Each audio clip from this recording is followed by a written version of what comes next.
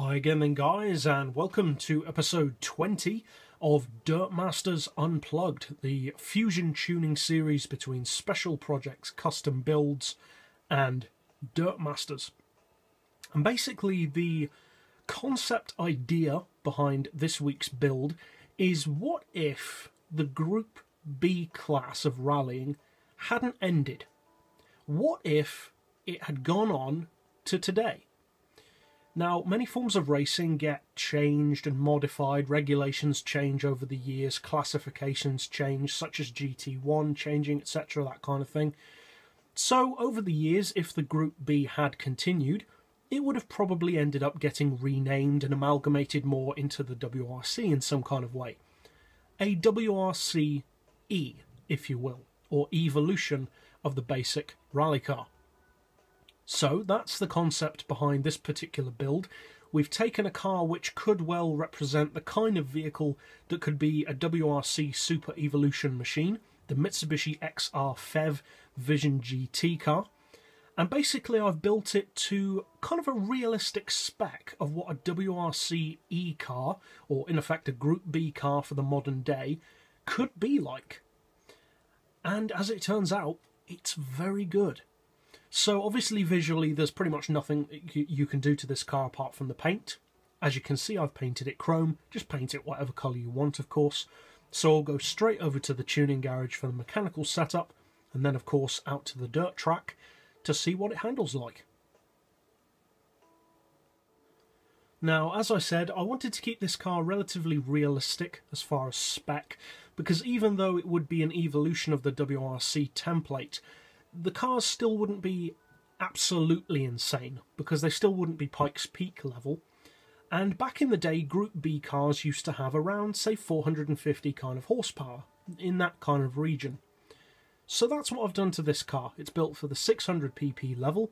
The weight and power is what you could probably expect from this kind of rally class.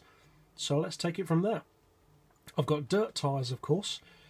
As far as the brakes, I've increased the front balance to 6, reduced the rear to 4. We've increased the ride height to 80. Springs we've reduced down to 14 on the front, 15 on the rear. Dampers to 3. Anti-roll to 4 with neutral camber and toe. For the gearbox, which is this unique 8-speed layout, we've got an auto setting of 180. Then for the individual gears, we've got 5, 3.4, 2.5, 1.9, 1.5, 1225, 1025 and 875 with a final drive of 4.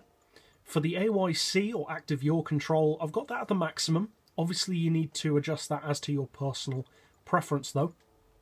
As far as power, this one does have an oil change, and then we've reduced it basically just down to the 600 pp level. And as far as downforce, we are running the maximum. So a pretty simple setup, of course, because being a Vision GT car, we can't do all that much to it. So now let's finally take it out to the dirt track to see what it can do. Now, overall, it's no hidden fact that I'm not the biggest fan of this particular car. I think of all the Vision GT models, the Mitsubishi is probably the one I have the least interest in. Primarily, to be honest, because of the look. I'm not a fan of the look of this car. It looks to me like a Range Rover Evoque that's got stung in the face by a bee. I'm just not a fan of the styling. I appreciate that it's a motorsports developed version of an SUV concept, which is fair enough. I'm just not a fan of the car. I can completely understand though if you are a fan of the look, it's certainly unique. But if we're talking pure performance, it has to be said, this makes a fantastic rally car. The handling is superb, the grip is phenomenal, but at the same time, not so much that you can't get a decent pendulum effect around corners. The weight balancing is perfect. The distribution of weight of the car and its proportions are also very good. It's a pretty big car, especially in width, but it's still remarkably easy to drive.